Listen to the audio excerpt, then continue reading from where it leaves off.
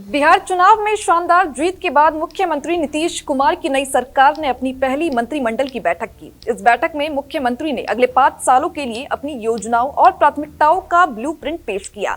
बैठक के बाद उन्होंने कहा कि उनकी सरकार का सबसे बड़ा लक्ष्य है कि अगले 5 साल में 1 करोड़ युवाओं को रोजगार दिया जाए।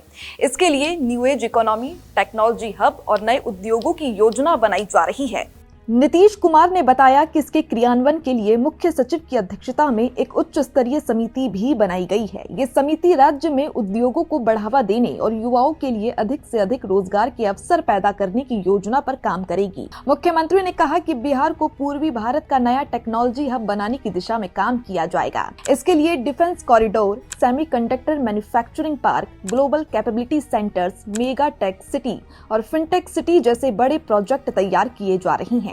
उन्होंने ये भी कहा कि राज्य से जुड़े बड़े उद्यमियों और विशेषज्ञों के सुझावों को ध्यान में रखते हुए नई नीतियां बनाई जाएंगी। नीतीश कुमार का कहना है कि युवा आबादी बिहार की सबसे बड़ी ताकत है। अगर उन्हें सही दिशा और मौका मिले तो राज्य देश का सबसे तेजी से विकसित होने वाला राज्य बन सकता है। उन्होंने ये भी कहा कि नई सरकार बनने के तुरंत बाद उद्योगों को बढ़ावा देने का काम तेज कर दिया गया और नए कारखाने, चीनी मिलें और अन्य औद्योगिक इकाइयां खोली जाएंगी। मुख्यमंत्री ने ये भी याद दिलाया कि पिछले 5 सालों में 7 निश्चय 2 के तहत 50 लाख युवाओं को रोजगार दिया जा चुका है। अब नई योजनाओं और टेक्नोलॉजी हब के साथ अगले 5 साल में इस संख्या को दुगना करने का लक्ष्य रखा गया है। नीतीश कुमार ने कहा कि बिहार को सिर्फ रोजगार का केंद्र नहीं बल्कि वैश्विक बैकएंड हब और ग्लोबल वर्कप्लेस बनाने का भी लक्ष्य है। इसके तहत राज्य में निवेश और उद्योगों के लिए अनुकूल वातावरण तैयार किया जाएगा। तो अगले 5 साल बिहार में युवा उद्योग और टेक्नोलॉजी के जरिए नए बदलाव की ओर बढ़ेगा। मुख्यमंत्री नीतीश कुमार ने अपनी सरकार की प्राथमिकताएं स्पष्ट कर दी है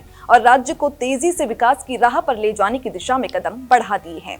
बाकी ऐसी ही तमाम खबरों के लिए आप बने रहिए हमारे साथ और देखते रहिए भारत अपडेट।